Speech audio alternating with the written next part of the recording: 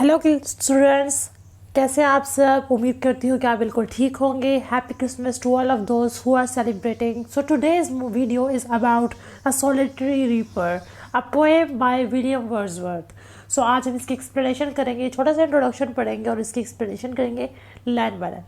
If you want more videos on romantic poetry and anything about romanticism, you can just write or comment under this comment section so you can get all the videos on it. So starting with the introduction.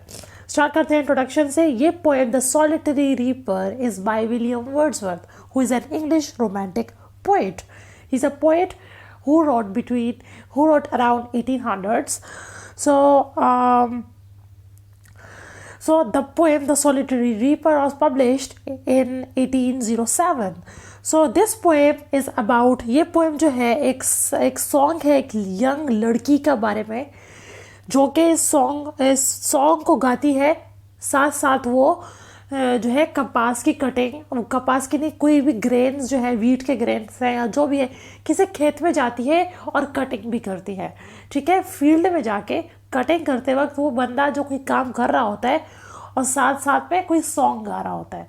आप जब भी कोई cooking कर रहे होते हैं, आप कुछ भी कर रहे होते हैं, साथ में आप कोई गाना गा रहे होते हैं आराम आराम से, तो वैसा गाना हो सकता है ये। ठीक है, ये इस पोएम का टेक्स्ट है।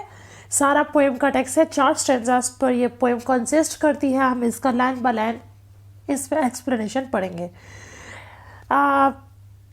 स्टेंजा नंबर 1, जिसके अंदर है Behold her, single in the field, yon solitary highland lass, reaping and singing by herself. Stop here or gently pass. Alone she cuts and bends the grain, and sings a melancholy strain. Or listen, for the vale profound is overflowing with the sound. So explanation में ये जो speaker जो है ये कहते हैं, Look at her, lonely Scottish girl in the field. देखो, वो स्कॉटिश गर्ल है, अकेली है, खेत में है, कुछ कटिंग कर रही है, कुछ कर रही है, साथ के साथ वो सिंगिंग कर रही है टू हर सेल्फ, अपने खुद को गाना गा रही है और कटिंग कर रही है। Stop here to listen to her and gently pass, या तो फिर तुम उस गाने को आराम से सुन लो या फिर आराम से चले जाओ, उसको डिस्टर्ब मत करो। ठीक है, ताकि उसको दरम्यान में रोकना ना पड़े, क्योंकि वो बहुत मज़ेदार गाना गा रही है।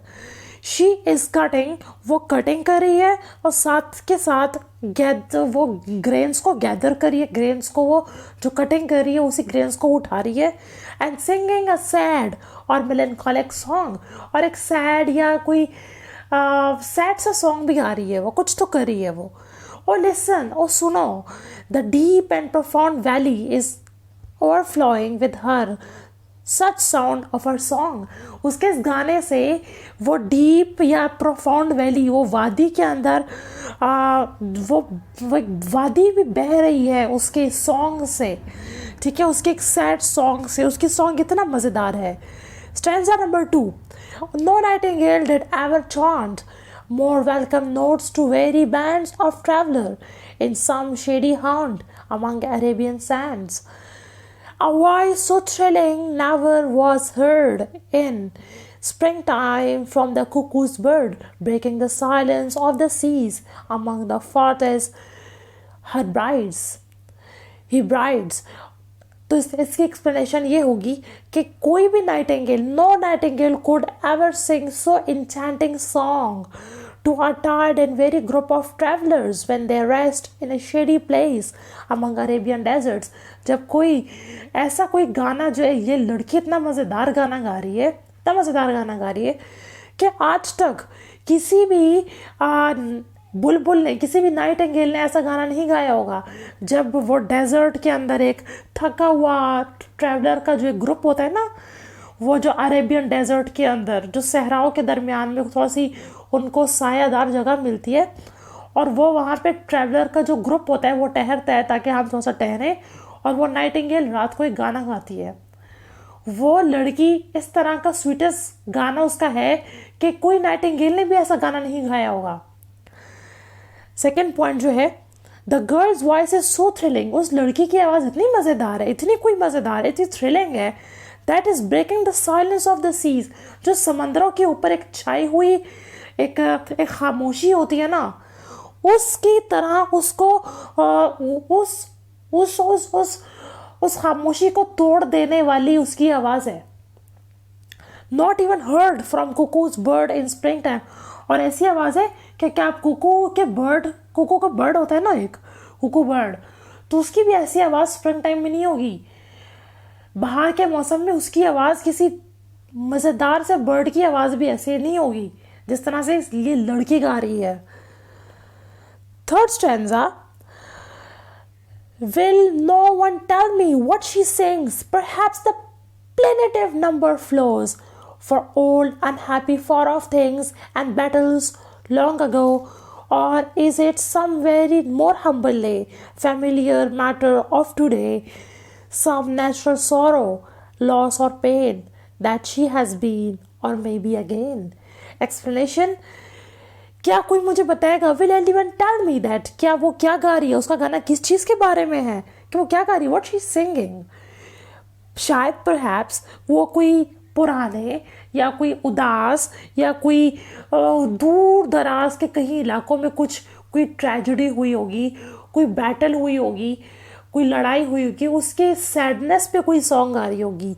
या तो फिर वो उसका सॉन्ग कोई बहुत हम्बल बहुत ही कोई हम्बल सॉन्ग है उसका, जो कि रूटीन, जो कि रोज़मर्रा की चीज़ें जो होती हैं, जो कि इंसान के पास सबके साथ होती हैं रोज़मर्रा की चीज़ें। कभी बंदा खुश होता है, कभी बंदा सैड होता है, तो ऐसी चीज़ें कभी वो उसके बारे में गाना गा रही होगी।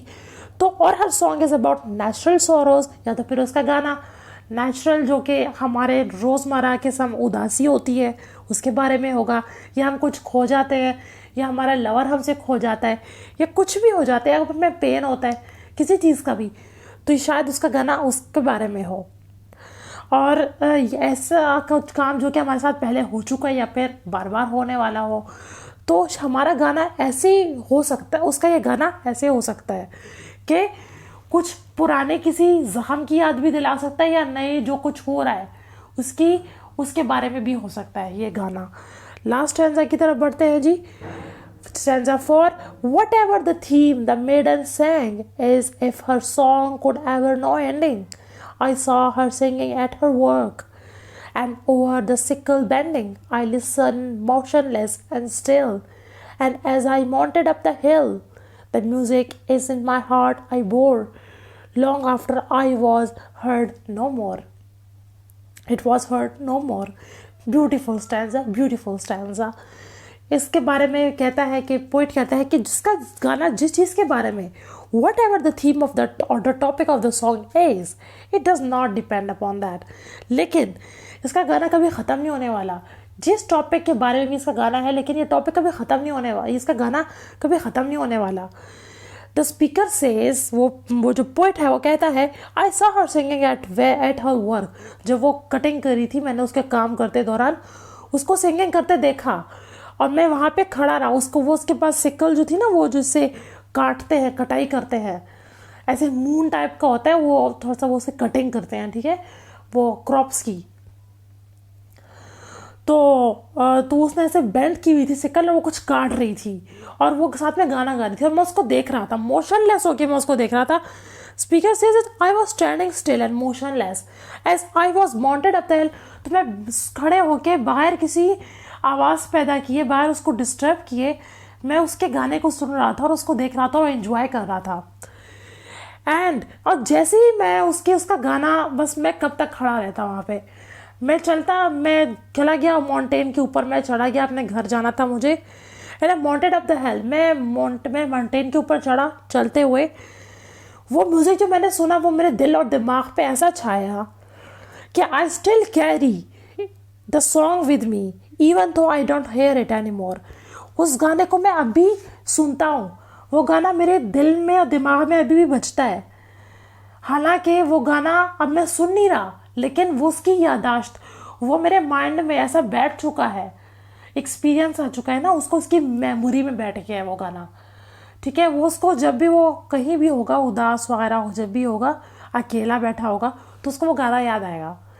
तो वो गाना मैं ऐसा लगता है कि मैं बार बार सुन रहा हूँ। उसका गाना इतना इम्पैक्टफुल था, ठीक है, इतना मज़ेदार गाना था उसका कि वो मुझे बैठ गया। जिस तरह से एक चीज़ आपको बार बार याद आती है, वैसा गाना है। So that was all about today's video. I hope that you enjoyed this beautiful poem. If you want themes and anything of this video, you can comment in the comment section below, and I hope you enjoyed this video. So I hope that you enjoyed this video, and thanks for watching.